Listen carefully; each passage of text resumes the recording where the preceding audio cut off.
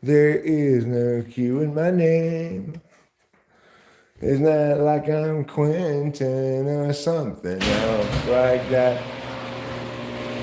Stop calling me Q Train, 'cause there's no Q in my name. My name's not Queen or Quick or Quiet or even Quiescent.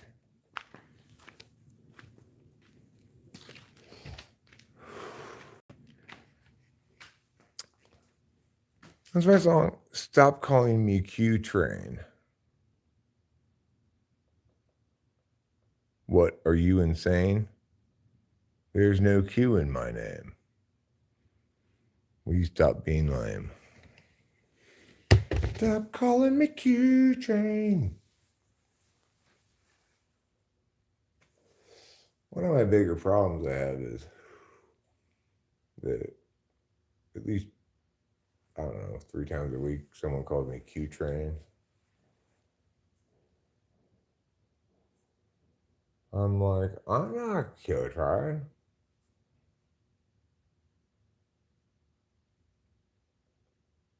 My name's Spew Train. Spew Train. Take a ride on the Spew Train.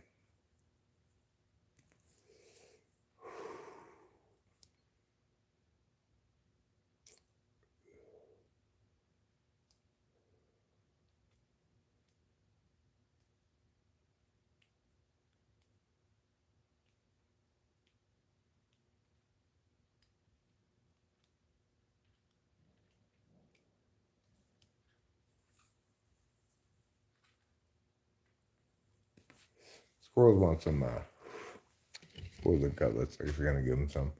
Now that I've completed all the chores, I mean the trash specifically. Certainly not completed all the chores. That would be some mystical world that doesn't exist. But I guess it's time to get them cutlets. All right, you cutlet lovers. There you go. Here's your cutlet. Eat up, motherfuckers.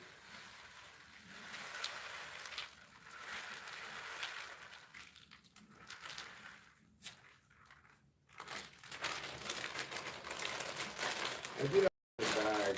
Let me open it up.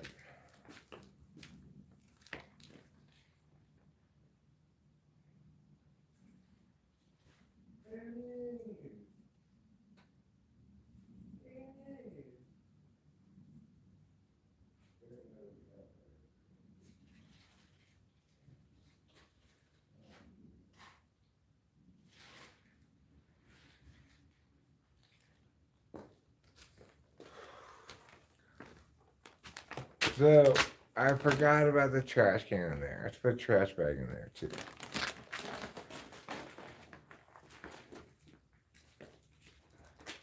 Here you go, cutlet lovers. Yeah, your cutlet. Roll them all night long. Oh yeah, that's juicy. That's some juicy cutlet action.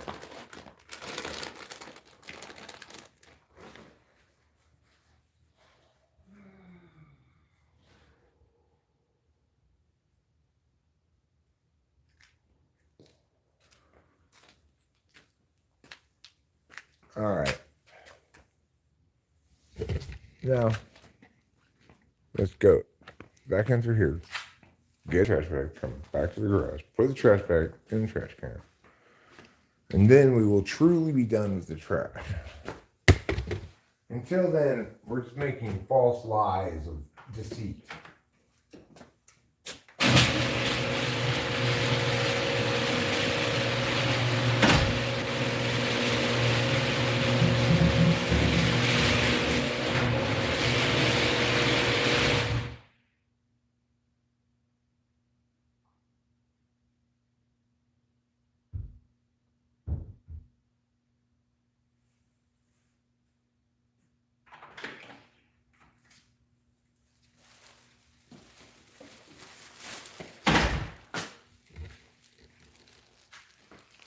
I have an idea for a short that would probably do well ridiculously. One thing about shorts is I often have ideas. I have a lot more ideas potentially about things that might do well than I do have what I think are good ideas.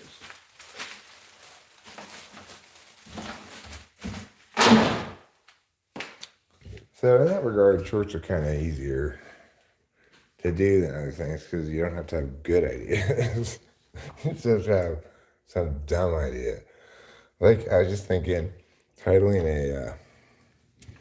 a short garage door versus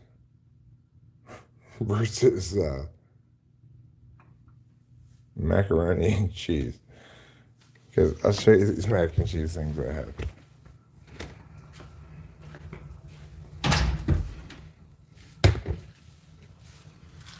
These things. Okay. I was thinking, this door swings closed very hard. I could do it under the actual like electric garage door, but I don't want to damage it.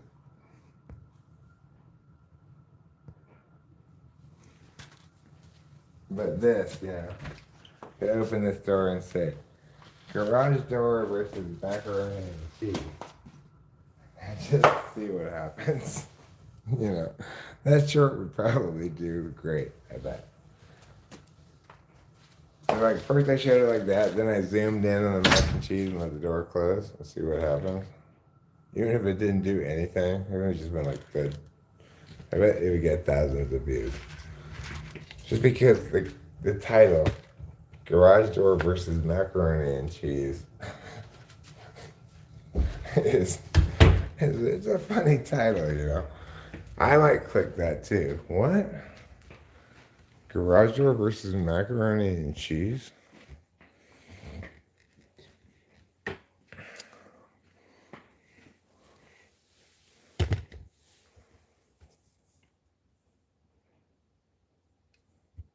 I'll tell you what one of my favorite breakdowns in music is, or one of my well-liked breakdowns anyways.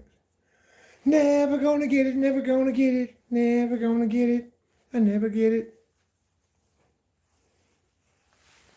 You know what I'm talking about? That breakdown? You wanna watch me break it down?